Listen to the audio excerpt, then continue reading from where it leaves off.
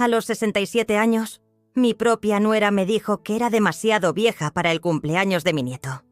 Las personas de su edad se sienten fuera de lugar en lugares elegantes, me dijo, y me colgó el teléfono en la cara. Después de 50 años criando a esta familia, de repente ya no era apropiada para estar con ellos. Lo que Claudia no sabía es que acababa de despertar algo dentro de mí que jamás olvidaría. Prepárense, porque lo que pasó después los va a dejar sin palabras. Mi nombre es María de los Ángeles, y esta es la historia de cómo una llamada de 2 minutos destruyó todo lo que creía sobre la familia, y cómo me aseguré de que pagaran por ello. Era domingo, ese domingo que cambió mi vida para siempre. Estaba en mi cocina, donde siempre he estado los últimos 50 años, preparando la comida con el mismo cariño de siempre.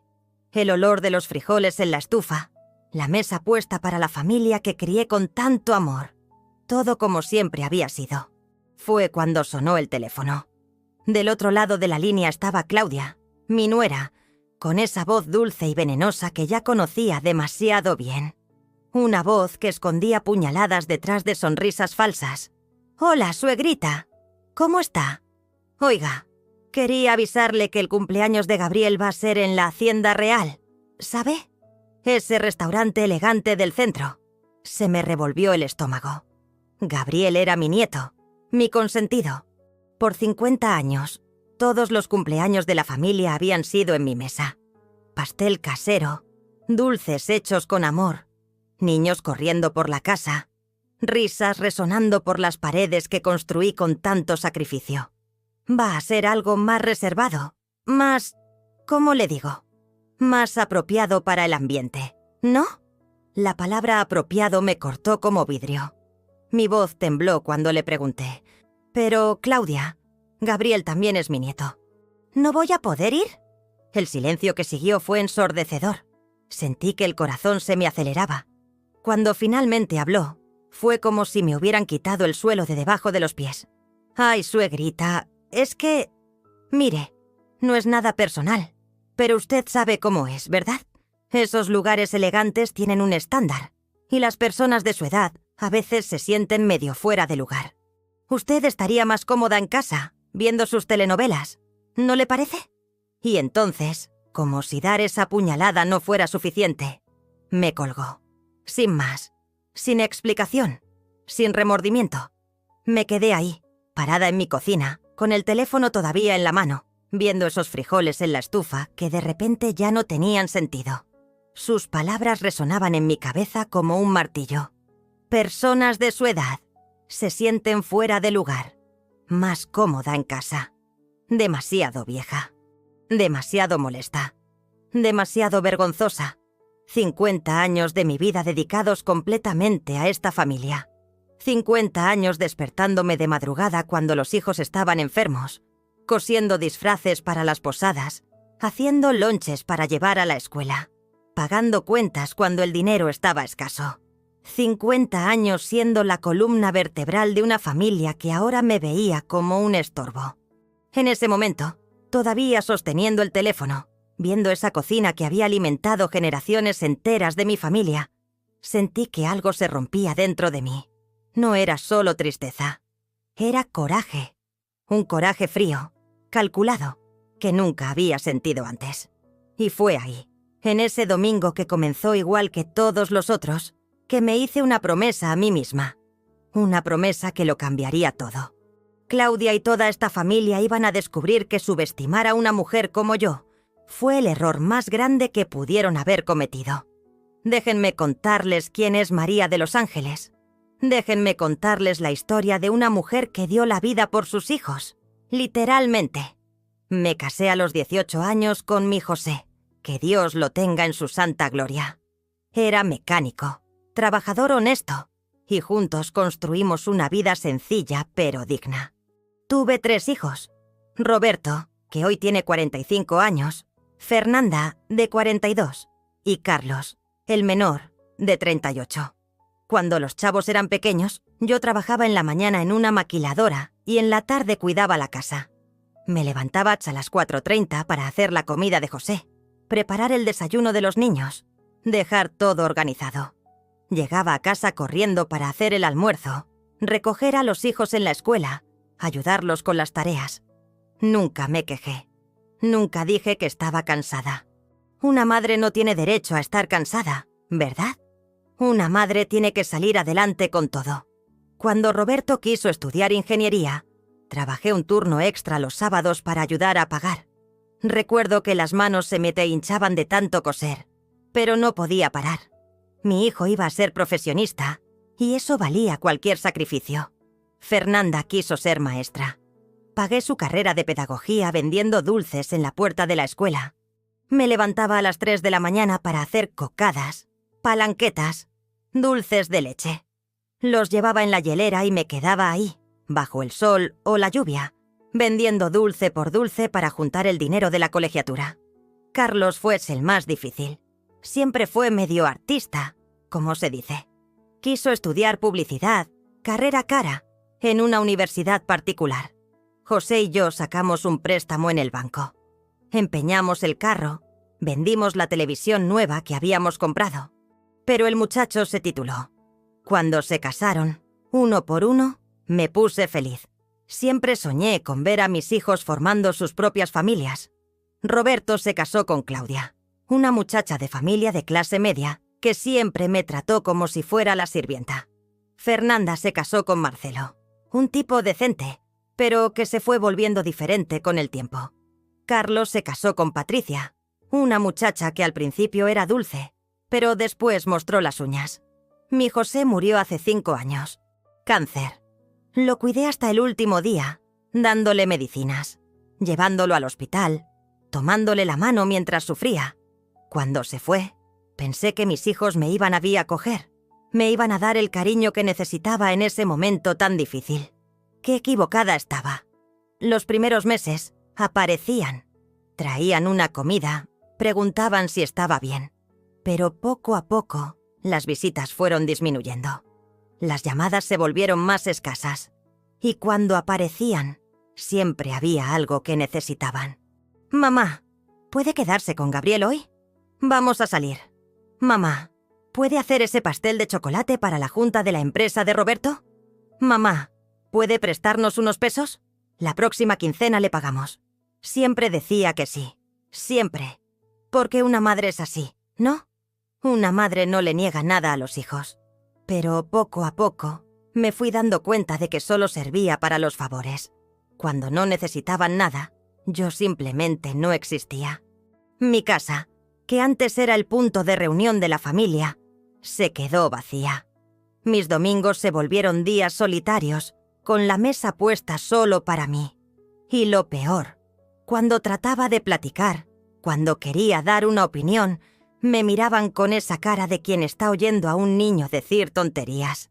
«Déjese de eso, mamá. Usted no entiende estas cosas. Eso es cosa de jóvenes.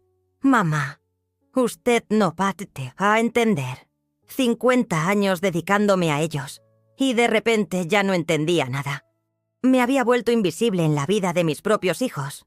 Después de la muerte de José, las cosas comenzaron a cambiar de forma sutil, pero constante. Al principio pensé que era solo una etapa, que estaban ocupados con sus vidas. Pero no era así. La primera vez que realmente me sentí humillada fue en una reunión familiar para decidir sobre el terreno que José y yo teníamos en Cuernavaca. Era un pedazo de tierra que habíamos comprado años atrás, pensando en construir una casa de campo para que toda la familia se reuniera. Programaron la junta en casa de Roberto, un martes en la mañana. Cuando llegué, ya estaban todos ahí, sentados en la mesa del comedor, con papeles regados, calculadora, cuadernito. Parecían ejecutivos discutiendo negocios. «Hola, mamá, siéntese ahí», dijo Roberto apenas mirándome. Me senté en una silla del rincón, mientras ellos seguían hablando entre sí como si no hubiera llegado. Discutían valores, impuestos, posibilidades de venta. Hablaban sobre lo que sería mejor para mamá, como si yo no estuviera ahí. «Creo que deberíamos vender», dijo Fernanda. «Mamá no tiene edad para estar cuidando terrenos». «Sí, y el dinero rendiría mejor en el banco», completó Carlos. «Oigan, Los interrumpí. ¿No creen que deberían preguntarme qué opino? Dejaron de hablar y me miraron. No era una mirada de respeto, de quien quiere escuchar la opinión de alguien. Era una mirada condescendiente, como si miras a un niño que acaba de decir una tontería. «Mamá», dijo Roberto con ese tono de quien está explicando algo obvio. «Usted sabe que nosotros siempre decidimos lo que es mejor para usted. Usted no necesita preocuparse por estas cosas. Pero es mi terreno», dije sintiendo que me temblaba la voz. «Técnicamente es nuestro terreno», corrigió Claudia, mi nuera, con esa sonrisa falsa. «Por lo menos ahora que el señor José falleció, ¿no? Nosotros solo queremos cuidarla». Salí de ahí humillada, pero todavía tratando de entender qué estaba pasando. ¿Será que me estaba volviendo demasiado vieja para tomar mis propias decisiones? ¿Será que tenían razón? Las semanas que siguieron fueron una sucesión de situaciones vergonzosas. Comenzaron a tratarme como si fuera una niña que necesita supervisión constante. Cuando fui al banco a resolver un problema con mi cuenta, Roberto apareció ahí. «Mamá, debería haberme avisado. Estas cosas del banco son complicadas». «Roberto, yo ya resolvía problemas del banco cuando tú todavía estabas en mi panza», le respondí, molesta. «Lo sé, mamá, pero ahora todo está más difícil. Usted se puede confundir». Literalmente me sacó de la fila y tomó control de la situación, hablando con el gerente como si yo no tuviera capacidad para hablar por mí misma. Otra vez, estaba en el súper cuando me encontré con Patricia, esposa de Carlos. Estaba con una amiga, y cuando me vio, habló lo suficientemente fuerte para que yo oyera. «Ay, muchachas, ahora tengo que estar pendiente de mi suegra. El otro día fue al doctor sola y se le olvidó tomar la medicina de la presión. Uno tiene que cuidar, ¿verdad? Las personas mayores son igual que los niños. Yo no era una niña. Nunca se me había olvidado tomar medicina. Estaba mintiendo, inventando situaciones para humillarme frente a las demás. Lo peor de todo eran los comentarios que hacían cuando creían que no estaba oyendo. Una vez, llegué a casa de Fernanda y la escuché hablando con el marido. «No sé qué vamos a hacer con mamá. Se está poniendo terca. Quiere seguir manejando, viviendo sola. ¿Y si pasa algo?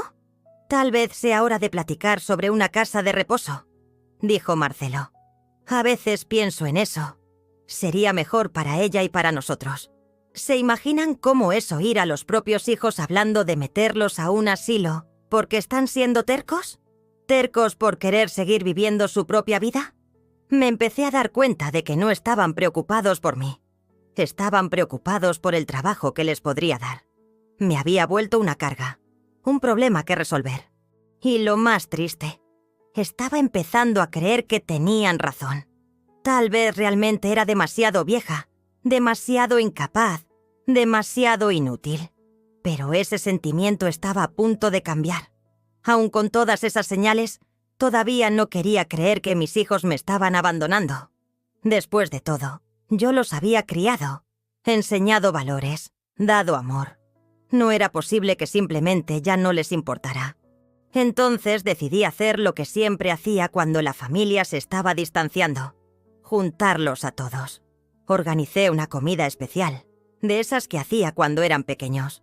Pasé toda la semana planeando, comprando ingredientes, cocinando con cariño. Hice mole poblano completo, arroz, frijoles refritos, tortillas, agua de horchata. Arreglé la mesa con el mantel bordado que yo misma había hecho años atrás. Puse las flores del jardín en el florero de la sala. La casa olía a hogar, de esa manera que tiene que oler la casa de una madre. Le hablé a cada uno, invitándolos con esa emoción que acostumbraba tener. «Hijo, el domingo hay mole en casa. Trae a toda la familia. Va a ser como en los viejos tiempos». Roberto fue el primero en dar excusas. «Ay, mamá, no va a poder ser. Claudia ya programó una comida en el club. Ya sabe cómo es, ¿verdad? Ella tiene compromisos sociales. Fernanda también tenía planes. Mamita, qué lástima. Pero Marcelo prometió llevar a los niños al centro comercial. Usted sabe lo difícil que es conseguir tiempo con él». Carlos fue más directo. «Mamá, para ser honesto, Últimamente preferimos comer fuera. Es más práctico, ¿no? Menos trabajo. Menos trabajo. Como si 50 años de trabajo, de dedicación, de amor en la cocina fueran una carga para ellos. Pero no me rendí. Insistí, supliqué, hasta que logré convencer por lo menos a Roberto y Fernanda de que vinieran. Carlos ni me contestó más los mensajes. El domingo llegaron tarde. 1 hora y media de retraso. El mole ya se estaba pasando, el arroz enfriándose, pero yo seguía sonriendo, feliz de haber logrado juntar por lo menos parte de la familia. Roberto llegó con cara seria, viendo el celular todo el tiempo. Claudia vino con cara de quien estaba haciendo un favor gigantesco. Los niños, mis nietos, estaban pegados a los celulares y tablets. «Qué rico huele, abuela», dijo Gabriel, mi nieto de 12 años, pero sin quitar los ojos de la pantalla. Durante la comida, traté de platicar, preguntar sobre el trabajo, sobre la escuela de los niños, sobre sus vidas, pero era como hablar con las paredes. Respuestas cortas, miradas impacientes, prisa por terminar pronto con aquello. Fernanda se quedó quejándose del sazón. «Mamá, creo que le puso mucha sal. Yo ando evitando el sodio». Roberto apenas tocó la comida. «Está medio pesado, ¿no, mamá?» Nosotros andamos comiendo más light. Cuando traje el postre, un flan de cajeta que había hecho con tanto cariño, Claudia puso cara de horror. «Ay, suegrita, muy dulce. Los niños no pueden comer esas cosas. Les hace mal a los dientes». Estaba ahí, en mi propia casa, sirviendo comida que había hecho con amor, y me sentía como una intrusa molestando sus vidas. Después de comer, en lugar de quedarse platicando, viendo la tele, relajándose como siempre hacíamos, se levantaron para irse. «Mamá, estuvo padrísimo, pero tenemos que irnos. Tenemos varias cosas que hacer en casa», dijo Fernanda, ya agarrando la bolsa. «Pero muchachos, apenas llegaron», protesté. «Ay, mamá, usted sabe cómo es. El domingo es para descansar», dijo Roberto. «Descansar». Se iban a casa a descansar después de comer la comida que yo había pasado todo el día ahí haciendo. Cuando se fueron, me quedé ahí, viendo la mesa desordenada, los platos sucios, la comida que había sobrado. Lloré por horas. Intenté varias veces más. Organicé una cena de cumpleaños para mí misma. Invité a todos. Solo Carlos apareció, y así nomás se quedó 1 hora. Traté de ir a sus casas, llevar un pastel, pasar una tarde con los nietos, pero siempre había algo. «Ay, mamá, hoy no está muy bueno. Los niños tienen tarea. O están medio cansados. O habíamos quedado de salir». Me fui dando cuenta de que solo era bienvenida cuando necesitaban algo. Cuando Claudia necesitaba a alguien para quedarse con los niños porque la muchacha había faltado. Cuando Fernanda quería que hiciera un pastel para la fiesta de la escuela. Cuando Carlos necesitaba dinero prestado. Ahí sí era importante. Ahí sí era necesaria. Pero para platicar, para estar juntos, para ser parte de la familia, simplemente ya no existía. Y lo peor de todo es que empecé a aceptar esa situación. Empecé a conformarme con las migajas de atención que me daban. Empecé a patagradecer cuando me hablaban, aunque fuera solo para pedirme algo. Estaba perdiendo mi dignidad poco a poco, acostumbrándome a ser tratada como una persona de segunda en mi propia familia. Pero eso estaba a punto de cambiar, porque toda mujer tiene un límite, y yo estaba llegando al mío. Lo que me despertó a la realidad fue la situación más humillante que he vivido en toda mi vida. Una situación que me hizo entender que no solo era irrespetada, era deliberadamente excluida y humillada por mis propios hijos. Todo empezó cuando descubrí, por casualidad, que Gabriel, mi nieto, iba a cumplir 15 años. No me enteré porque me lo contaran. No, me enteré porque doña Concepción, mi vecina, comentó: «Qué bueno que vas a poder disfrutar la fiesta de tu nieto. Los 15 años son una edad especial, ¿verdad?». Me quedé sin entender. ¿Qué fiesta? ¿Qué 15 años? Concepción, ¿de qué fiesta me hablas? Pues de la fiesta de Gabriel, María. tu nuera estaba comentando ayer que la van a hacer en la Hacienda Real, ese restaurante elegante del centro. Dijo que va a ser una fiesta preciosa. Mi mundo se vino abajo. Mi propio nieto iba a cumplir 15 años y yo no sabía nada. Nadie me había contado. Nadie me había invitado. Llegué a casa temblando. Le hablé a Roberto. Hijo, doña Concepción me habló de la fiesta de Gabriel. ¿Cómo que no me han contado nada? Hubo una pausa larga. Muy larga. Ay, mamá, es que, mira, íbamos a contarle, pero... ¿Pero qué, Roberto? Mamá, es que va a ser una fiesta diferente, más reservada, en la Hacienda Real, ¿sabe? Un ambiente más... ¿Más qué? Más sofisticado. Y pensamos que tal vez no sería muy su... estilo. No era mi estilo. 15 años de mi nieto. Y no era mi estilo. Roberto, él es mi nieto. Yo te crié. Ayudé a criarlo a él. ¿Cómo que no es mi estilo? Mamá, no es nada personal. Es que esos lugares tienen un estándar, ¿no? Y las personas de su edad a veces se sienten medio... fuera de lugar. Colgué el teléfono. No, él no me había dicho eso. Mi propio hijo no me había dicho que estaba demasiado vieja para participar en la fiesta de mi nieto. Pero sí lo dijo. Le hablé a Fernanda, pensando que ella me iba a defender, que me iba a incluir.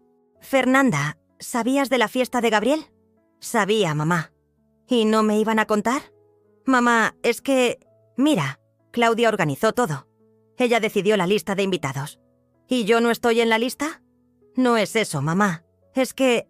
Ay, mamá, ¿para qué quiere ir a una fiesta aburrida de esas?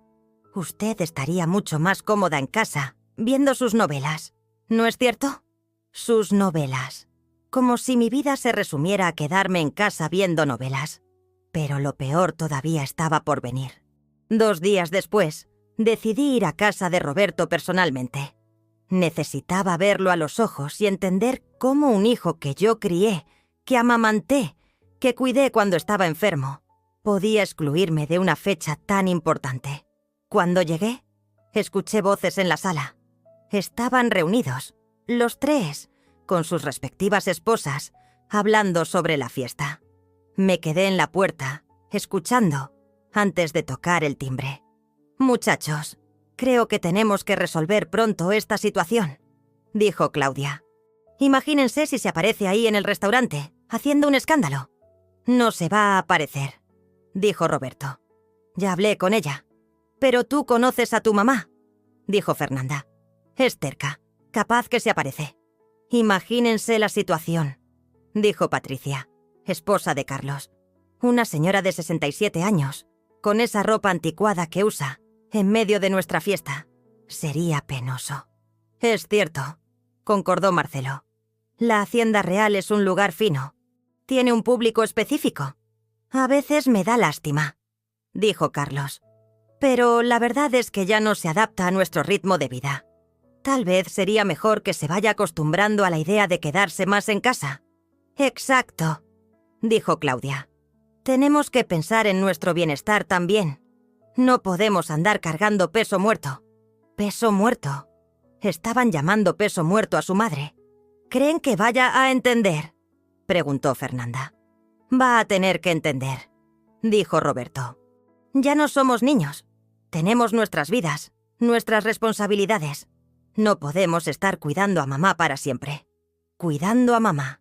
50 años dedicándome a ellos, y creían que yo quería que me cuidaran. No toqué el timbre. Regresé a casa tambaleándome, como si me hubieran dado un golpe en el estómago. Me senté en la cocina y lloré como nunca había llorado en la vida. Ni cuando José murió, lloré tanto. Esa conversación me mostró la verdad cruda. Ya no era una madre respetada. Era un estorbo. Era una vergüenza. Era peso muerto. En ese momento algo dentro de mí se rompió. No era solo el corazón. Era la ilusión de que todavía tenía una familia que me amaba. Pero junto con ese dolor, nació algo nuevo. Algo que no sentía hacía mucho tiempo. Coraje. Coraje puro, limpio, justiciero. ¿Querían tratarme como peso muerto? Iban a descubrir que peso muerto no existe. Existe gente a quien subestimaron. y yo era una mujer que habían subestimado mucho. Después de esa conversación que escuché, pasé 3 días encerrada en casa, llorando y sintiendo lástima por mí misma. Pero al 4.º día, pasó algo que cambió todo. Estaba organizando los papeles de José, que todavía no había tenido valor de tocar desde que murió, cuando encontré una carpeta que no recordaba haber visto antes. Adentro había documentos, estados de cuenta, papeles de inversiones. Mi José siempre se encargó de la parte financiera de la casa. Sabía que teníamos algo de dinero guardado, pero nunca presté atención a los detalles. Él me daba el dinero de los gastos, pagaba las cuentas, y yo no me metía. Pero ahora, viendo esos papeles, descubrí algo que me dejó con la boca abierta. No solo estábamos bien, éramos ricos. José había hecho inversiones durante años. Acciones, fondos, inversiones que ni sabía que existían. Había comprado 2 terrenos en Tepoztlán que ahora valían una fortuna. Tenía una cuenta de ahorros que ni me imaginaba. Agarré una calculadora y empecé a sumar todo. Cuando terminé, me quedé viendo el resultado sin poder creerlo. Tenía casi 4 millones de pesos. 4 millones de pesos. Siempre viví sencillo, ahorrando cada peso, comprando en el mercado, arreglando en lugar de comprar nuevo. Creía que era necesario, que teníamos poco dinero. Pero mi José había sido un hombre mucho más inteligente de lo que imaginaba. Había invertido cada peso que sobraba, pensando en nuestro futuro, en nuestra seguridad. Y mis hijos no tenían ni idea. Creían que era una señora jubilada, viviendo de una pensión miserable, dependiendo de la buena voluntad de ellos. Creían que era una carga financiera, alguien a quien tendrían que mantener. Qué equivocados estaban. Al día siguiente fui al banco. Hablé con el gerente. Entendí mejor mi situación financiera. Confirmé. Era una mujer rica, independiente, poderosa. Pero más que eso, descubrí algo sobre mí misma que había olvidado hacía mucho tiempo. Era inteligente. Era capaz. Era fuerte. Había sido yo quien administraba la casa durante todos esos años. Había sido yo quien educaba a los niños, resolvía los problemas, organizaba la vida de la familia. No era solo un ama de casa. Era una CEO, una administradora, una mujer que hacía 1000 cosas al mismo tiempo. Y las hacía bien. Empecé a arreglarme diferente. Fui al salón por primera vez en años. Compré ropa nueva, bonita, elegante. Empecé a cuidarme como lo hace una mujer de valor. Y fue cuando estaba pasando frente a la Hacienda Real, ese restaurante donde mis hijos iban a Chessy a hacer la fiesta sin mi estilo, que tuve la idea. El restaurante tenía un letrero. Se vende. Entré a preguntar sobre el precio, solo por curiosidad. El dueño, un señor español llamado Miguel, me recibió educadamente. Tenía lágrimas en los ojos. Señora, es muy difícil para mí vender este lugar. Mi familia lleva 3 generaciones en México. Mi abuelo fundó este restaurante. Pero la pandemia, las cuentas, ya no puedo mantenerlo. Me enseñó los números. El restaurante estaba pasando dificultades, pero era un negocio sólido, bien ubicado, con tradición. Necesitaba capital, alguien que invirtiera, que creyera en el potencial. ¿Cuánto pide por el restaurante?, pregunté. 2 millones de pesos, señora. Sé que es mucho dinero, pero incluye todo. Local, equipos, el fondo de comercio. 2 millones de pesos. La mitad del dinero que tenía. ¿Puedo pensarlo?, pregunté. Claro, señora, pero tengo prisa. Necesito vender pronto. Regresé a casa con la cabeza hirviendo. Una idea estaba naciendo. Una idea que era al mismo tiempo una venganza y una liberación. Mis hijos creían que no tenía el estilo para frecuentar la Hacienda Real. Creían que era demasiado vieja, demasiado anticuada, demasiado fuera de lugar para estar en un lugar fino como ese. ¿Y si compraba el restaurante? ¿Y si, el día de la fiesta de Gabriel, descubrían que la vieja anticuada era la dueña del lugar donde me querían excluir? Pasé toda la noche pensando. No era solo cuestión de venganza. Era cuestión de dignidad. Era cuestión de mostrarles a ellos, a mí misma, al mundo, que una mujer de 67 años puede ser cualquier cosa que quiera ser. Podía ser empresaria, podía ser exitosa, podía ser respetada. Al día siguiente regresé a la Hacienda Real. Miguel, acepto la propuesta. Quiero comprar el restaurante. Me miró sorprendido. Creo que no esperaba que una señora como yo tuviera dinero para comprar el lugar. Pero señora, ¿está segura? Es mucho dinero, mucha responsabilidad. Miguel, crié 3 hijos, administré una casa por 50 años, cuidé a un esposo enfermo hasta el último día. ¿Cree que no tengo capacidad para administrar un restaurante? Sonrió. Una sonrisa de quien reconoce fuerza cuando la ve. Tiene razón, señora. ¿Cuándo quiere firmar los papeles? Ahora. En los 15 días que siguieron, viví una adrenalina que no sentía hacía décadas.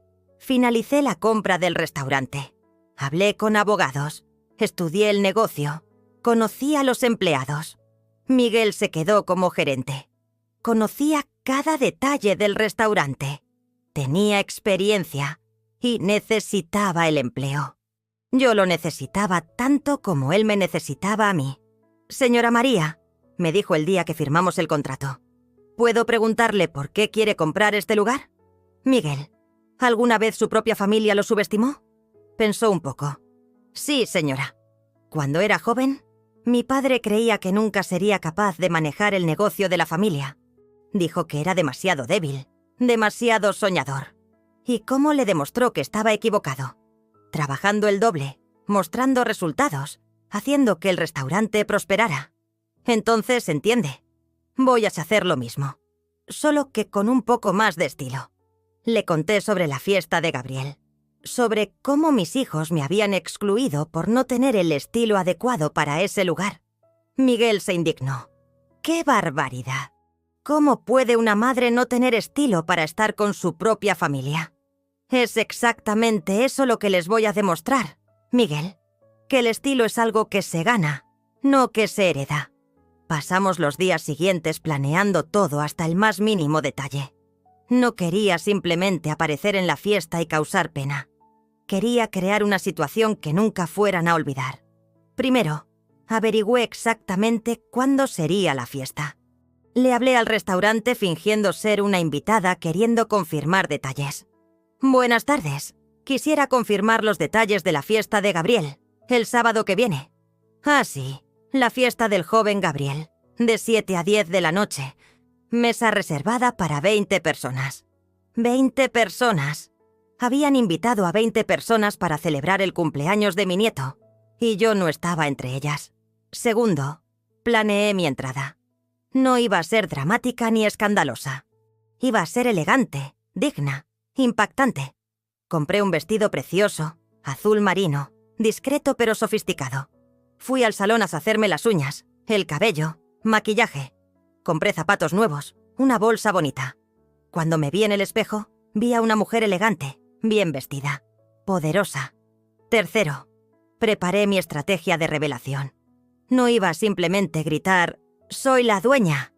Lo iba a hacer con clase, con inteligencia, de una manera que recordaran para siempre. El jueves antes de la fiesta, Miguel me habló. «Señora María, hablaron para hacer cambios en el menú de la fiesta. ¿Quiere la que le pase los cambios? Pueden hacer los cambios que quieran, Miguel. Es su fiesta. Solo quiero que sea perfecta. Usted es una mujer muy sabia», dijo. «No, Miguel. Soy una mujer muy lastimada que está aprendiendo a transformar dolor en poder. El viernes, víspera de la fiesta, recibí una llamada inesperada. Era Gabriel, mi nieto. «Abuela, ¿cómo está? Hace tiempo que no hablamos». Se me apretó el corazón. El muchacho no tenía la culpa de nada. «Estoy bien, mi amor. ¿Y tú? ¿Emocionado para mañana?» «Sí, abuela. Va a estar padrísimo. Yo quería que estuviera ahí». «Lo sé, mi amor. Lo sé. Abuela, ¿le puedo contar un secreto?» «Claro, hijo». Le pedí a papá que la invitara, pero me dijo que no le iba a gustar el restaurante, que prefería quedarse en casa. Respiré profundo. No iba a poner al muchacho contra el papá. «Gabriel, a veces los adultos tomamos decisiones que no se entienden, pero quiero que sepas que te amo mucho y que estoy muy orgullosa del hombre en que te estás convirtiendo. Yo también la amo, abuela. Después de colgar, lloré. Pero ya no era llanto de dolor. Era llanto de nostalgia, de amor, de esperanza de que tal vez, después de todo esto, pudiera tener una relación verdadera con mis nietos. El sábado en la mañana, desperté temprano. Me bañé despacio. Me arreglé con calma. Desayuné bien. Necesitaba estar fuerte para lo que venía. A las 5 de la tarde, llegué al restaurante. Los empleados ya sabían quién era, pero habían acordado mantener el secreto hasta el momento indicado. «Buenas tardes, doña María», dijo el mesero. «Su mesa está reservada». Había reservado una mesa estratégica, con vista a la mesa de la familia, pero en un rincón discreto donde pudiera observar sin ser vista inmediatamente. A las 6:30 empecé a prepararme psicológicamente. En media hora mi familia llegaría a una fiesta que pensaban que yo no merecía frecuentar. No tenían ni idea de lo que venía, pero yo sí. Y por primera vez en años, me sentía en control de mi propia vida. A las 7 en punto, llegaron. Vi por la ventana del restaurante cuando el carro de Roberto se detuvo enfrente. Se bajó vestido de traje. Claudia con un vestido carísimo. Los hijos arreglados como si fueran a una boda. Después llegaron Fernanda y Marcelo, también muy bien vestidos. Por último, Carlos y Patricia. Ella usando un vestido que estaba segura, había costado más que mi pensión de un mes. Miguel me hizo una seña discreta. Era hora. Cuando ya estaban acomodados en la mesa, platicando animadamente, me levanté de mi mesa en el rincón y caminé hacia la entrada del restaurante. Pasé por la puerta principal como si estuviera llegando. El mesero, siguiendo nuestro plan, vino a recibirme.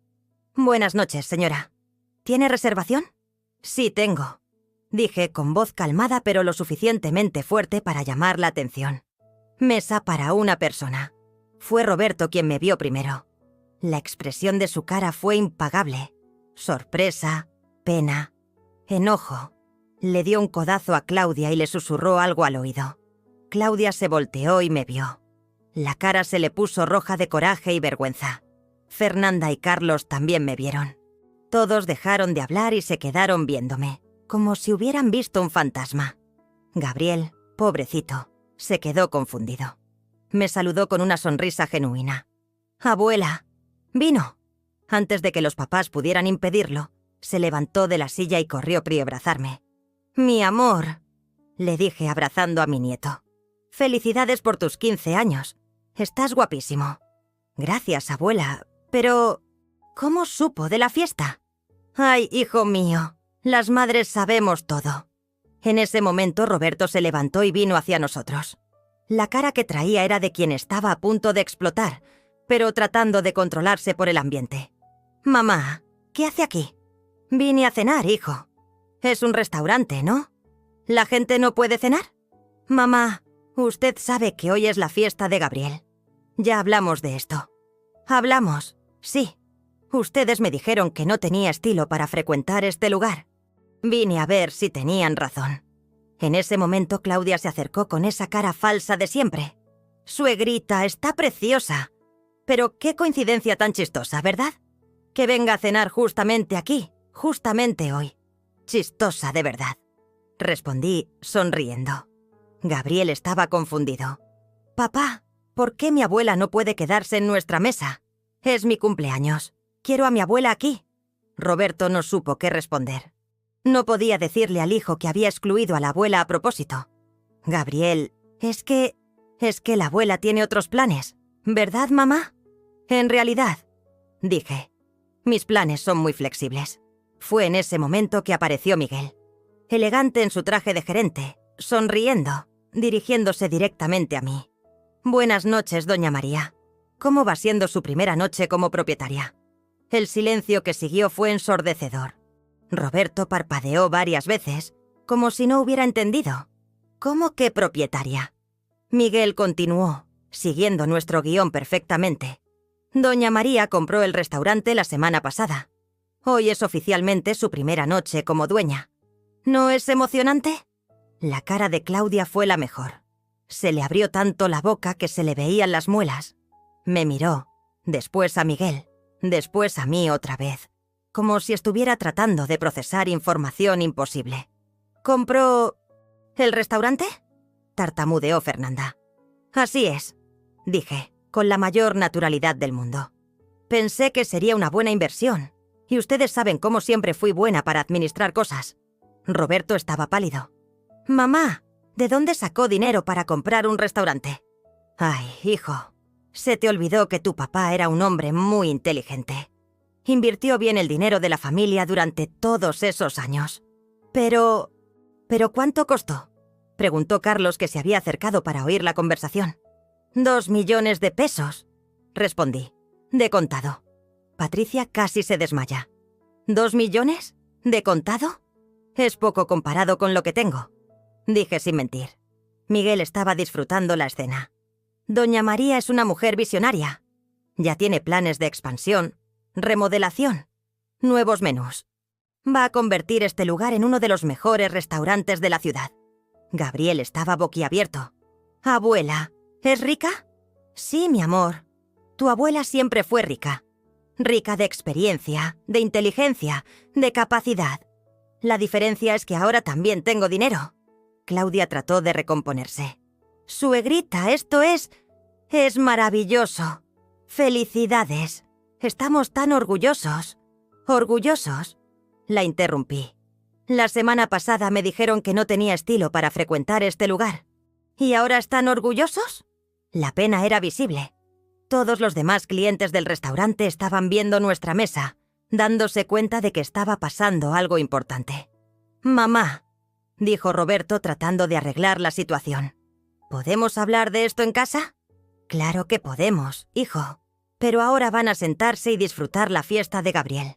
Y yo me voy a mi mesa a cenar, como una cliente cualquiera de mi propio restaurante. Abuela, venga a cenar con nosotros», pidió Gabriel. Miré a mi nieto, después a mis hijos. Todos estaban apenados, sin saber cómo reaccionar. «Hijo, hoy voy a cenar sola. Pero si quieren, podemos quedar de comer aquí el domingo que viene. Ahí me platican si creen que tengo estilo para estar en mi propio establecimiento». Y regresé a mi mesa, dejándolos ahí, tratando de procesar lo que acababa de pasar. La venganza apenas comenzaba. Durante el resto de la noche, cené tranquilamente en mi mesa, observando a mi familia tratar de fingir que todo estaba normal. Pero era obvio que no estaba. Cuchicheaban entre ellos, me miraban de vez en cuando, claramente perturbados con la situación. Gabriel, pobrecito, estaba dividido. Quería venir acá a hablar conmigo, pero los papás no lo dejaban. Lo veía mirando hacia mi mesa con esa cara de confundido y triste. Como a las 9, cuando ya estaban comiendo el postre, recibí un mensaje en el celular. Era de Roberto. «Mamá, ¿podemos hablar afuera?» Respondí. «Claro». Salí del restaurante y encontré a los 3 en la banqueta. Las nueras y los yernos se habían quedado adentro con los niños.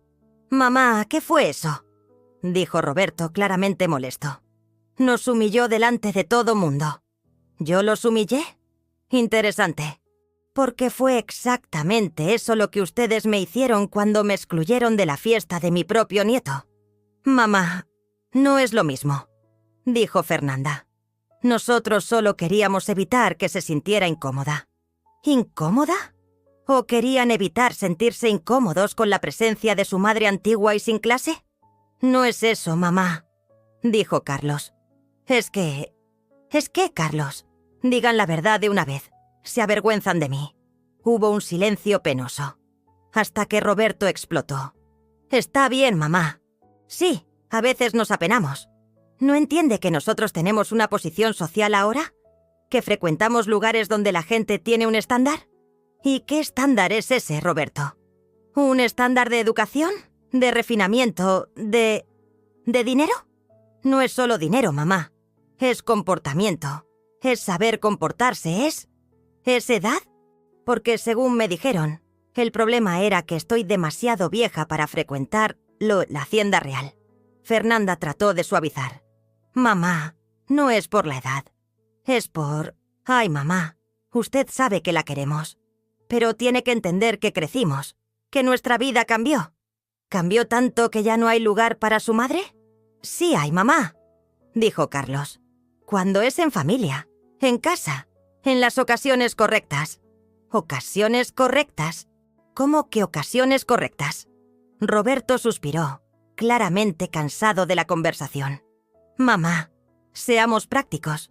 Usted tiene 67 años. Ya no tiene la misma energía de antes. No se viste como la gente de nuestra edad. No tiene los mismos intereses. Continúen, dije sintiendo que el coraje crecía. Usted se queda hablando de cosas viejas, de personas que nosotros no conocemos, de problemas que para nosotros no son importantes. ¿Cómo que no son importantes? Mamá, dijo Fernanda. Usted se queja del recibo de luz, se queja del precio de la comida en el súper, se queda hablando de cuando todo era más barato. ¿Y eso les molesta? Molesta porque estamos en una etapa de la vida diferente, dijo Carlos. Queremos disfrutar, queremos divertirnos, queremos hacer cosas padres. Y cuando usted está... ¿Cuándo estoy? ¿Qué? Usted como que... baja la vibra, completó Roberto. Respiré profundo. Finalmente habían dicho la verdad. Era una carga, un estorbo, alguien que bajaba la vibra de sus vidas. Entendí, dije, con voz calmada. Entonces creen que soy una persona sin clase, sin educación, sin dinero, que baja la vibra de sus vidas. No es exactamente así, mamá, trató Fernanda. Es exactamente así, Fernanda. Acaban de decírmelo con todas las letras.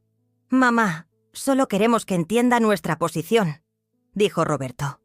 Entiendo, hijo, entiendo perfectamente. Crecieron y decidieron que su madre ya no está al nivel de la vida que quieren tener. No es que no esté al nivel, mamá. Es que... Roberto, para de tratar de suavizar. Me dijeron que no tengo clase, que no tengo educación, que no tengo dinero, que bajo la vibra. Está todo claro. En ese momento, sonreí. Una sonrisa que no entendieron. Ahora déjenme contarles algo. Esa mujer sin clase de la que se avergüenzan acaba de comprar un restaurante de 2 millones de pesos. De contado. Y todavía me sobran más de 2 millones en la cuenta. Las caras que pusieron. Esa mujer sin educación administró una casa, crió 3 hijos, cuidó a un esposo enfermo, trabajó durante décadas y todavía logró que todo funcionara perfectamente. Mamá, trató Carlos. No terminé. Esa mujer que baja la vibra es la misma a la que le hablaban cuando necesitaban niñera, cuando necesitaban comida, cuando necesitaban dinero prestado. Sabemos, mamá. Reconocemos... ¿Reconocen qué, Roberto? Ustedes no reconocen nada. Me usaron cuando necesitaron y me desecharon cuando ya no necesitaron. Fernanda empezó a llorar. Mamá, no es así. La queremos. ¿Me quieren? Ustedes se reúnen para decidir mi vida sin consultarme. Ustedes hablan de meterme a un asilo. Ustedes me excluyen de la fiesta de mi propio nieto. ¿Eso es querer? Estábamos preocupados por usted, dijo Carlos. Estaban preocupados por el trabajo que les iba a dar. Estaban preocupados por la pena que les iba a hacer pasar. Roberto explotó. Está bien, mamá. Sí, también nos preocupaba eso. ¿No se da cuenta de que tenemos responsabilidades? ¿Que tenemos reputación que mantener? ¿Reputación? ¿Y cuál es la reputación de hijos que abandonan a su madre? No la abandonamos. ¿No? Entonces díganme, ¿cuándo fue la última vez que me buscaron solo para platicar? ¿Cuándo fue la última vez que me preguntaron cómo estoy? ¿Qué estoy sintiendo? ¿Cuándo fue la última vez que me trataron como una persona que merece respeto? Silencio. Se los voy a facilitar. Continué. Nunca. Desde que su papá murió. Nunca. Solo me buscan cuando necesitan algo. Eso no es cierto, dijo Fernanda, pero con poca convicción. ¿No es cierto? Entonces díganme, ¿cuántas veces me hablaron este mes solo para saber cómo estaba? Más silencio. ¿Cuántas veces me invitaron a algo sin ser cuando necesitaban niñera? Silencio total. ¿Cuántas veces me preguntaron si estaba triste, si estaba sola, si necesitaba compañía? Fernanda ya estaba llorando abiertamente. ¿Saben qué me hicieron? Me convirtieron en la sirvienta de la familia. Servía para cocinar, para cuidar a los niños, para prestar dinero. Pero para ser tratada como madre, como persona, como alguien que merece amor y respeto, ya no servía. «Mamá, ya párale», pidió Roberto. «No voy a parar, Roberto. Ustedes necesitan escuchar esto, porque crearon una situación y ahora van a tener que lidiar con las consecuencias». «¿Qué consecuencias?», preguntó Carlos. Sonreí otra vez. Esa sonrisa que iba Nitin a aprender a temer. «Van a averiguar». En los días que siguieron a la fiesta, no contesté más las llamadas de mis hijos.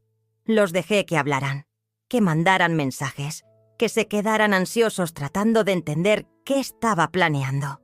¿Por qué estaba planeando? Órale, si estaba. Empecé investigando la vida financiera de mis hijos. Descubrí cosas interesantes, muy interesantes. Roberto había sacado un préstamo grande en el banco para comprar ese departamento elegante donde vivía. Las mensualidades eran altas, comprometían buena parte de su sueldo. Siempre andaba al tope en las tarjetas de crédito, siempre dependiendo del aguinaldo para equilibrarse. Fernanda y Marcelo estaban pagando la escuela particular de los hijos, un carro financiado, y habían remodelado la casa recientemente. También vivían apretados, siempre contando pesos al final del mes. Carlos había abierto una agencia de publicidad que no estaba yendo bien. Estaba endeudado, atrasando cuentas, batallando para mantener el negocio a flote. Todos vivían una vida de apariencias. Ropa cara, carros bonitos, restaurantes finos. Pero al final del mes la situación siempre estaba apretada. Y lo más interesante, todos, en algún momento en los últimos años, me habían pedido dinero prestado. Cantidades pequeñas, siempre con la promesa de devolver pronto. Nunca devolvieron. Sumando todo, me debían 86.000 pesos. Pero eso era poco comparado con lo que descubrí sobre su futuro financiero. Roberto estaba contando con una promoción en el trabajo que no estaba garantizada. Fernanda estaba esperando una herencia de una tía que estaba enferma. Carlos dependía de un cliente grande que todavía no había cerrado contrato. Todos estaban viviendo de expectativas, de posibilidades, de casi seguridades. Y todos, descubrí, estaban contando conmigo. No conmigo como persona, como madre, conmigo como herencia. Encontré conversaciones en WhatsApp entre ellos. Fernanda había mandado al grupo de hermanos: «Muchachos, ¿vieron el tamaño de la casa de mamá? Cuando ella, ya saben, vamos a poder vender por buena lana». Roberto había respondido: «Verdad. Y siempre fue ahorrativa. Ha de tener una lana guardada». Carlos completó: «Solo tenemos que convencerla de que haga un testamento como debe ser». Estaban planeando mi muerte. No literalmente, pero estaban planeando qué hacer con mis bienes cuando me muriera. Mientras me despreciaban viva, me veían como una fuente de ingresos futura.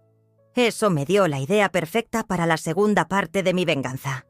El lunes siguiente a la fiesta, le hablé a mi abogado: «Licenciado Enrique, necesito rehacer mi testamento». «Claro, doña María». «¿Algún cambio específico?» «Varios. Vamos a hablar personalmente». En el despacho del abogado, expliqué mi situación. Le conté cómo me trataban mis hijos, sobre la fiesta, sobre las conversaciones que había descubierto. «Doña María, ¿está segura de que quiere hacer esto?», preguntó después de que le expliqué mi plan. «Segurísima. Quiero que aprendan que faltar el respeto a su madre tiene consecuencias. El Nuevo Testamento era simple. Todo mi patrimonio sería donado a una institución de beneficencia que cuidaba ancianos abandonados por sus hijos. Pero eso era solo el principio. El miércoles le hablé al banco donde tenían préstamos y financiamientos. Como yo tenía dinero en la misma institución, el gerente me atendió con todo respeto. «Licenciado Antonio, me gustaría saber si es posible liquidar algunas deudas de mis hijos como sorpresa». «Claro, doña María. Qué linda actitud. Usted es una madre muy generosa». «Lo soy», dije sonriendo. Liquidé todas sus deudas. Todas. El departamento de Roberto, el carro de Fernanda, los préstamos de Carlos. Más de 600.000 pesos. Pero pedí una condición. Cuando les notificaran sobre la liquidación, el banco debería informar que una persona anónima había pagado las deudas y que esa persona quisiera encontrarse con ellos personalmente para una propuesta de trabajo. El viernes recibieron la llamada del banco. Roberto me habló, eufórico. «Mamá, no lo va a creer. Una persona anónima pagó todas mis deudas, de la nada, y me quiere contratar para algo. Qué interesante, hijo. ¿Y cómo crees que esa persona consiguió tus datos? No sé, pero debe ser alguien importante, alguien que reconoció mi trabajo». Fernanda me habló luego, con la misma emoción. Carlos también. Todos creían que finalmente habían sido reconocidos por el mercado, que algún empresario importante había decidido invertir en ellos. «Mamá, la junta es el lunes, en la Hacienda Real», dijo Roberto. «Qué casualidad, ¿no? En su restaurante». «Mucha casualidad», respondí. El fin de semana no hablaron de otra cosa. Especularon sobre quién sería el inversionista misterioso, sobre qué tipo de propuesta sería, sobre cómo sus vidas iban a cambiar. El lunes, a las 7 de la noche, los tres llegaron a la Hacienda Real arreglados como nunca. Traje nuevo, zapatos boleados, cara de quien estaba listo para cerrar el negocio de su vida. Miguel los recibió y los llevó a una mesa reservada. Les dijo que el inversionista llegaría en unos minutos. A las 7:15 entré al restaurante. Cuando me vieron, se quedaron confundidos. «Mamá, qué casualidad. ¿También tiene junta aquí hoy?» «Sí, tengo», dije sentándome en la cuarta silla de su mesa. «Con ustedes». La ficha tardó en caer. Cuando cayó, las caras que pusieron fueron impagables. «Mamá, ¿fue usted la que pagó todas sus deudas?» «Sí, 618.000 pesos, para ser exacta». «Pero, ¿por qué?» «Porque son mis hijos. Y porque quería hacerles una propuesta de trabajo». Se miraron entre ellos, confundidos. «¿Qué propuesta, mamá?» «Simple. Van a trabajar para mí. En mi restaurante. Van a aprender qué es servir a la gente, qué es trabajar duro, qué es merecer respeto». «¿Cómo que trabajar para usted?» «Roberto, vas a ser mesero los sábados y domingos. Fernanda, vas a trabajar en la cocina, ayudando a los cocineros. Carlos, vas a lavar platos». «Mamá, eso es ridículo. No podemos trabajar como...» «¿Cómo qué, Roberto? ¿Como gente trabajadora? ¿Como gente humilde? ¿Como personas que sirven a otras personas? No es eso, mamá. ¿Pero creen que son superiores a eso? ¿Creen que son demasiado buenos para trabajar? Mamá, tenemos profesión, tenemos carrera. Tienen carreras que no pueden sostener las vidas que quieren llevar. Tienen profesiones que no pagan las cuentas que hacen. Pero ya no necesitamos eso. Usted pagó nuestras deudas». Sonreí. «Ah, sobre eso. ¿Creen que les regalé ese dinero? ¿No fue así?» «No, se lo presté. Iban a pagar todo de vuelta, con intereses». El silencio fue total. «¿Cómo que prestó?» «Simple. Me deben 618.000 pesos, más los 86.000 que ya me debían de antes. Total, 704.000 pesos, con intereses del 3% mensual». Fernanda se puso pálida. «Mamá, no tenemos cómo pagar eso». «Sí tienen. Trabajando para mí. Salario mínimo, 8 horas diarias, 6 días a la semana, descontando las mensualidades». «¿Cuánto tiempo vamos a tardar en pagar?», preguntó Carlos. «Unos 15 años. Tal vez 20, dependiendo de los intereses». Roberto explotó. «Mamá, esto es absurdo. No puede hacer esto». «Sí puedo. Tengo contrato firmado con el banco. Ustedes son mis deudores ahora. Pero no estuvimos de acuerdo con esto. Estuvieron de acuerdo cuando aceptaron que una persona anónima pagara sus deudas. Está todo documentado». Se miraron entre ellos, desesperados. «Mamá, esto es venganza», dijo Fernanda. «No, hija, esto es educación. Van a aprender a valorar el trabajo honesto, a respetar a quien los sirve, a entender que nadie es mejor que nadie». «No vamos a aceptar esto», dijo Roberto levantándose. «¿Entonces prefieren que les cobre la deuda completa de una vez? ¿704.000 pesos?» Se volvió a sentar. «Mamá, Esto va a arruinar nuestra reputación. ¿Cómo vamos a explicar que estamos trabajando como mesero, como ayudante de cocina? Simple. Van a decir la verdad. Que están pagando una deuda con su madre y aprendiendo el valor del trabajo. ¿Y si nos negamos? Entonces meto demanda, les embargan los bienes y además se quedan con el nombre sucio en la plaza. La realidad les estaba cayendo como avalancha. «Mamá», dijo Carlos tratando un tono más suave, «¿podemos platicar de esto? Reconocemos que nos equivocamos. Pueden platicar, sí, pero después de empezar a trabajar. Su primer día es mañana, a las 6 de la tarde. ¿Mañana? Miguel les va a explicar las funciones de cada uno. El uniforme corre por cuenta de la casa». Me levanté de la mesa, dejándolos ahí, tratando de procesar la nueva realidad de sus vidas. Antes de salir, me volteé hacia ellos. Ah, y una cosa más. Mi testamento fue cambiado. Por si están pensando en esperar a que me muera para librarse de la deuda, sepan que todo lo que tengo va para la beneficencia cuando me vaya. No van a ver ni un peso de mi herencia. Las caras que pusieron en ese momento valió cada peso de los 600.000. Los primeros meses fueron difíciles para ellos y deliciosos para mí. Roberto, que siempre se creyó superior, tuvo que aprender a servir mesas, a ser educado con clientes, a aguantar reclamos sin poder contestar. El primer día derramó vino en la ropa de un cliente y casi lo corren. Fernanda, acostumbrada a dar órdenes en casa, tuvo que obedecer a los cocineros, pelar papas, lavar trastes. Llegaba a casa con las manos lastimadas y la espalda adolorida. Carlos, el publicista creativo, conoció la realidad de lavar toneladas de platos, ollas y cubiertos.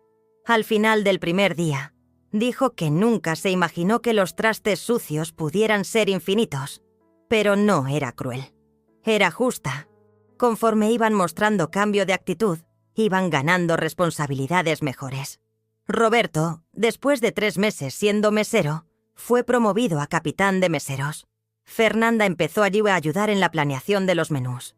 Carlos pasó a encargarse de la parte de promoción del restaurante. Lo más interesante era ver cómo fueron cambiando. Roberto, que siempre fue prepotente, empezó a entender lo que era ser tratado mal por clientes groseros. Una vez vino a hablar conmigo, enojado. «Mamá, hay un cliente en la mesa 12 que me está tratando como basura, diciéndome que soy tonto, que no sirvo para nada. ¿Y cómo te sentiste?» «Pésimo, con coraje, humillado. ¿Ahora entiendes cómo me sentí cuando ustedes me trataban así?» Se quedó callado por mucho tiempo. «Mamá, ¿nosotros de verdad la tratábamos mal? ¿Tú qué crees, Roberto?» «Creo que sí. Creo que la lastimamos mucho». Fue la primera disculpa sincera que recibí de él. Fernanda tuvo su revelación cuando una cliente mayor vino a cenar sola y ella vio la tristeza en los ojos de la señora. «Miguel, ¿esa señora siempre viene sola?» «Sí, hija de Fernanda. Me contó que sus hijos están muy ocupados para cenar con ella». Fernanda pasó el resto de la noche pensativa.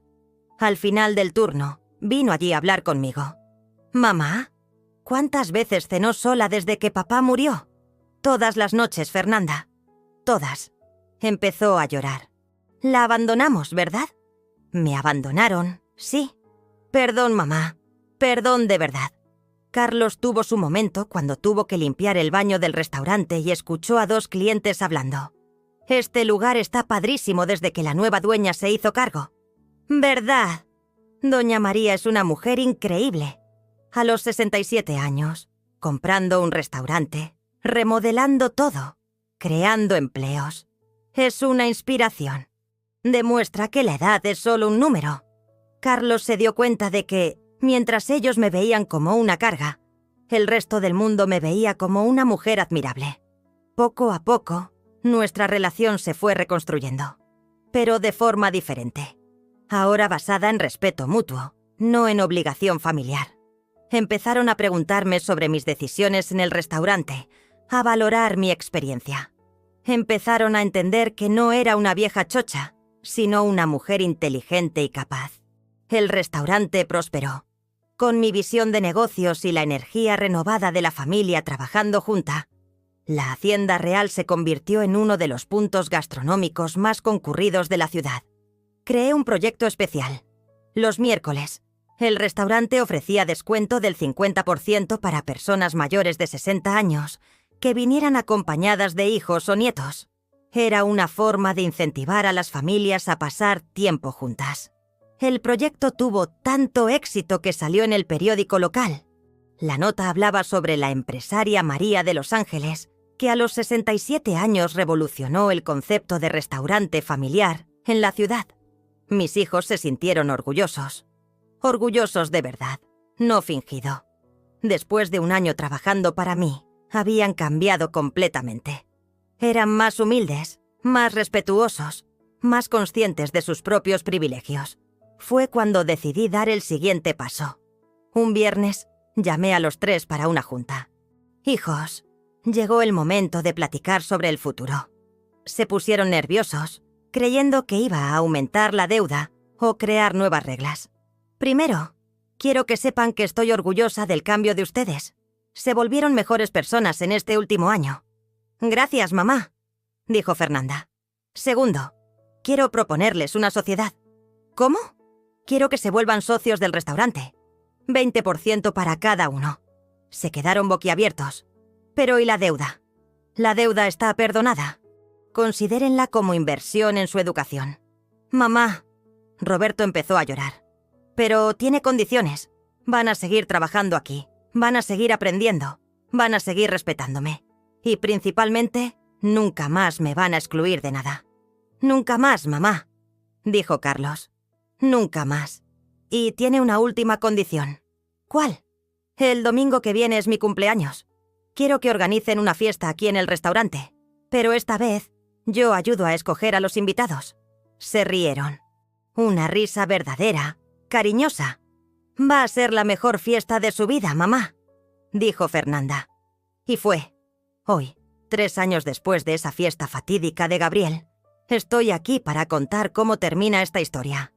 La Hacienda Real se convirtió en el restaurante más famoso de la ciudad. No solo por la comida, sino por la historia detrás. La historia de una mujer que decidió que nunca es tarde para cambiar su vida. Mis hijos ya no son los mismos. Roberto se volvió un excelente capitán de meseros, respetuoso con todos los empleados y clientes. Fernanda creó un menú especial para adultos mayores, con platillos que respetan las limitaciones y preferencias de la mejor edad. Carlos transformó el marketing del restaurante, creando campañas que valoran la familia y el respeto a los mayores. Pero más que socios, volvieron a ser mis hijos. Hijos que me respetan, que valoran mi opinión, que disfrutan mi compañía. Ahora me hablan todos los días, no para pedir favores, sino para saber cómo estoy. Ahora me incluyen en todos los eventos familiares. Ahora me consultan antes de tomar decisiones importantes. Gabriel, mi nieto que hoy tiene 18 años, siempre dice que quiere ser valiente como la abuela. Trabaja en el restaurante en vacaciones y está aprendiendo administración conmigo. Abuela, me dijo el otro día, usted es mi inspiración. Demostró que nunca debemos rendirnos de quienes somos. Creé una fundación que ayuda a mis adultos mayores maltratados por sus hijos. Ofrecemos apoyo psicológico, orientación legal y, cuando es necesario, hasta casa de acogida temporal. Porque descubrí que mi historia no era única. Existen miles de mujeres de mi edad pasando por la misma situación, siendo irrespetadas, desvalorizadas, tratadas como peso muerto por sus propios hijos. Mi mensaje para esas mujeres es simple. No lo acepten. Ustedes criaron a esos hijos. Ustedes sacrificaron sus vidas por ellos. Ustedes merecen respeto, cariño, consideración. Si no quieren darlo voluntariamente, ustedes tienen derecho a exigirlo. No importa si tienen 50, 60, 70 u 80 años. Nunca es tarde para recuperar su dignidad. Nunca es tarde para mostrar su valor. Nunca es tarde para empezar una nueva vida. Yo tenía 67 años cuando decidí cambiar mi situación. Si yo pude, ustedes también pueden. No acepten ser tratadas como sirvientas en su propia familia. No acepten ser excluidas de las decisiones que afectan sus vidas. No acepten ser vistas como peso muerto. Ustedes son mujeres guerreras, inteligentes, capaces. Ustedes construyeron familias, criaron hijos, administraron casas, enfrentaron dificultades. Usen esa fuerza para exigir lo que merecen. Y si los hijos no entienden por las buenas, háganlos entender por las malas, como yo hice. No estoy diciendo que compren un restaurante. Estoy diciendo que usen los recursos que tienen, sea dinero, sea conocimiento, sea simplemente la fuerza de la personalidad, para cambiar la situación. Dejen de aceptar migajas de atención. Dejen de agradecer por recibir el mínimo de respeto. Dejen de achicarse para no molestar. Ustedes merecen más, mucho más. Hoy, a los 70 años, soy una empresaria respetada, una madre querida, una abuela presente. Tengo una vida social activa. Viajo cuando quiero. Compro lo que quiero. Hago lo que quiero. Pero más que eso, tengo mi dignidad de vuelta. Y esa dignidad nadie me la va a quitar, porque aprendí que el amor de madre sí tiene límite. El límite es el respeto. Cuando los hijos pasan ese límite, la madre tiene el derecho y el deber de hacerse respetar. No importa cómo, no importa cuándo, no importa la edad que tengan. Nunca, nunca, nunca es tarde para que una mujer recupere su dignidad. Y si alguien no está de acuerdo, pueden mandar a hablar conmigo. Estaré en mi restaurante, comandando mi imperio, demostrando todos los días que a los 70 años soy más poderosa que nunca en la vida. Porque la edad no es limitación. La edad es experiencia. La edad es sabiduría. La edad es poder. Y nosotras, mujeres maduras, tenemos poder suficiente para cambiar cualquier situación que no nos guste. Solo hay que decidir usar ese poder, como yo lo usé, como ustedes también pueden usarlo.